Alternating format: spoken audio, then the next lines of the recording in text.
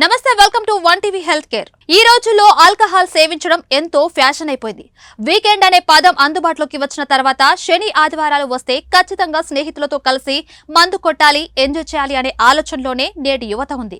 అయితే కొందరు బీరు తాగుతూ ఉంటారు. దీనిలో ఆల్కహాల్ శాతం తక్కువగా ఉంటుంది.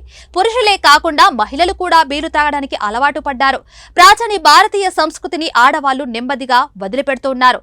దీంతో పురుషులు మహిళలు అనే తేడా లేకుండా అందరూ కలిసి బీరు తాగుతున్నారు.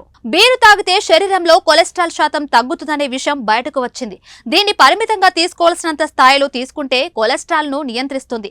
విటమిన్ బి, ప్రోటీన్, ఫైబర్ వంటి కొన్ని పోషకాలు కూడా బీర్ సొంతం.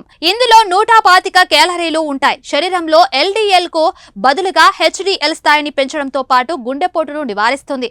అయితే మధుమేహ వ్యాధిగ్రస్తులు ఎక్కువగా తీసుకుంటే శరీరంలో ఇన్సులిన్ స్థాయిలు క్షీణిస్తుంది. క్యాన్సర్ రావడాన్ని చాలా వరకు బీరు తగ్గిస్తుంది. మూత్రపిండాల్లో రాళ్లను తగ్గించడం, బోలు ఎముకల వ్యాధి రాకుండా చూడటంతో పాటు అధిక రక్తపోటును నియంత్రిస్తుంది.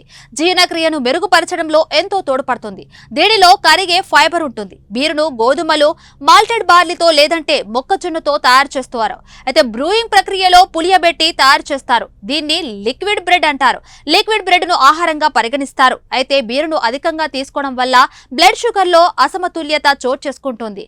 అకాల మరణం లేదంటే డిప్రెషన్, ఆల్కహాల్ డిపెండెన్స్ లాంటి ప్రమాదాలు పొంచి ఉన్నాయి. కాబట్టి సాధ్యమైనంత వరకు బీరు తీసుకోకుండా ఉండటమే మంచిది. వీకెండ్ అనేది వస్తే ఆ 2 రోజులు మనసును ఆధ్యాత్మిక కార్యక్రమాల వైపు మళ్లించాలని నిపుణులు సూచిస్తున్నారు. ఇది ఇవాల్టి హెల్త్ టిప్. మరో హెల్త్ టిప్ లో మళ్ళీ కలుద్దాం. Until then by.